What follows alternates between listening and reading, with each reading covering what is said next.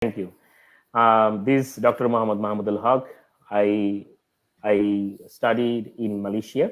I did my bachelor from International Islamic University Malaysia in economics.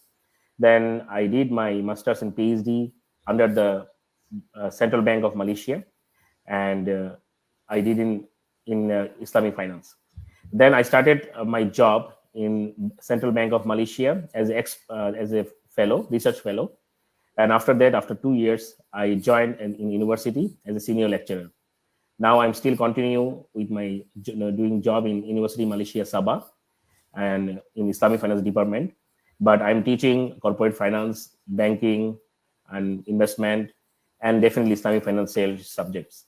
So that's all. And I'm doing my research works on Islamic finance and conventional finance and banking sectors. And I also do a lot of innovation projects, including the fintech and cryptocurrency. And I also published the papers in reputed journals like Elsevier, Taylor and Francis, Springer.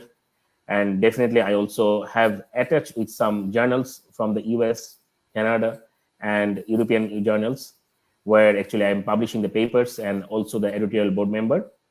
And now I'm also working on some papers which is actually can give some impact to the world economy growth and the situation of the how to overcome the situation of the recession and financial crisis.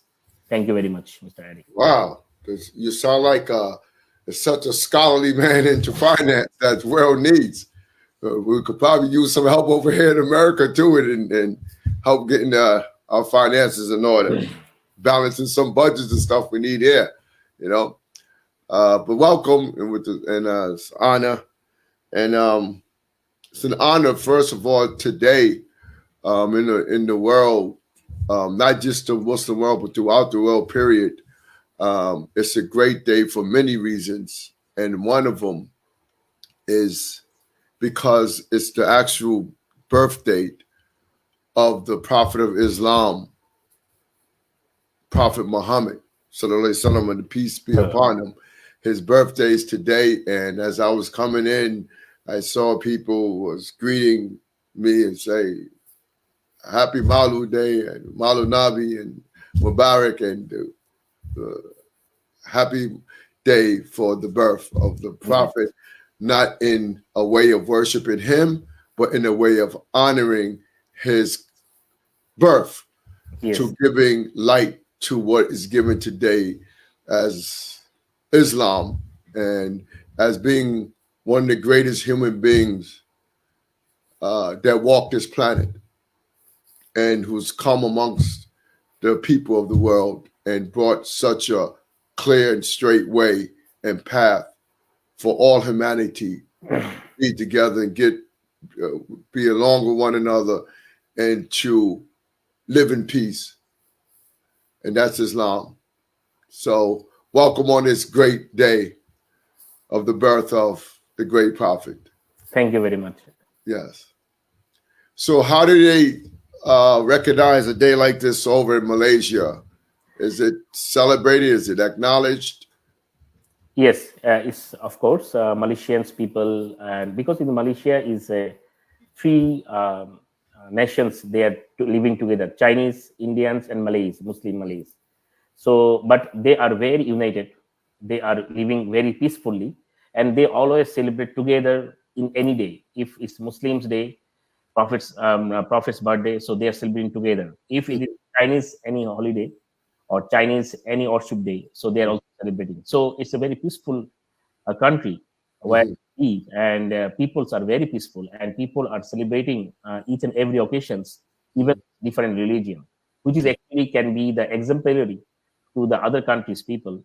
So where if there is anything happen, so they can see how the peoples can be united, even though different religions peoples are living together.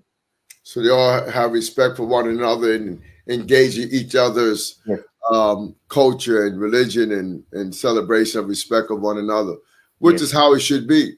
As they always say, one nation under God. It should be one family and humanity under that, regardless of it. But I'm glad Islam exemplifies and shows that, that the peace of it. and the love Yes. of the human being. Yes, I'm agree with you. Totally agree with you, and that is the ideal society should be in this world. In this world, then only the people can be live in peacefully. Then we can have the more sustainable society, sustainable environment will be established. Otherwise, if people's not cooperating each other, people's are not trying to help each other, so the sustainability will be lost. So for these reasons, we need to be united. That's why Malaysia government mentioned that we are one Malaysia. One means so three nations they are living together, so they are one, something like that. So do you have pretty much, is it pretty much peace and not much division or fighting or any of those things of that nature in Malaysia, right? Yes, yes. Before, after in 1969, there was a riot happened. After that, there was nothing happened in Malaysia between the any. 1969? Yes, Up to now, it's been stable. it's fully stable and Wow. it's a peaceful country. And that I mentioned to you, we are working together.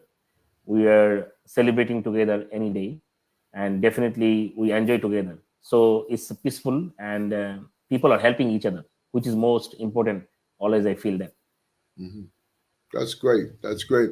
Now, because you're in finance and so knowledgeable and experienced in the financial field, um, I just want to ask about the financing, the Islamic financing. Um, it when a person finances through the Islamic system, I understand this.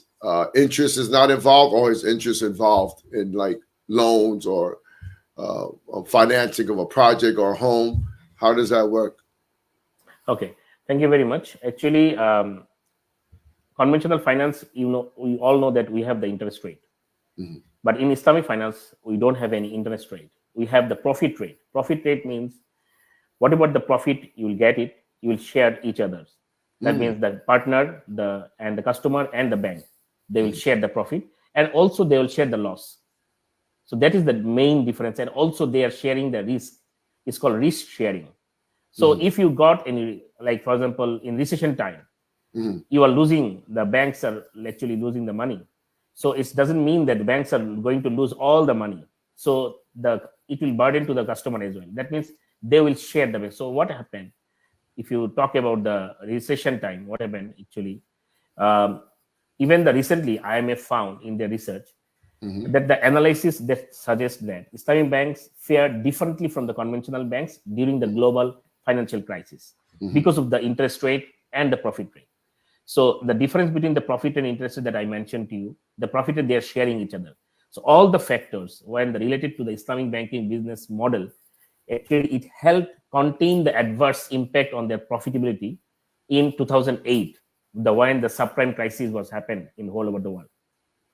In particularly smaller investment portfolio, if you say, the mhm, lower leverage and adherence to Sharia principles, mhm, which actually precluded Islamic banks from financing or investing in the kind of instruments that actually could have adversely affected their conventional competitors. mhm. So that is the main part we can find it.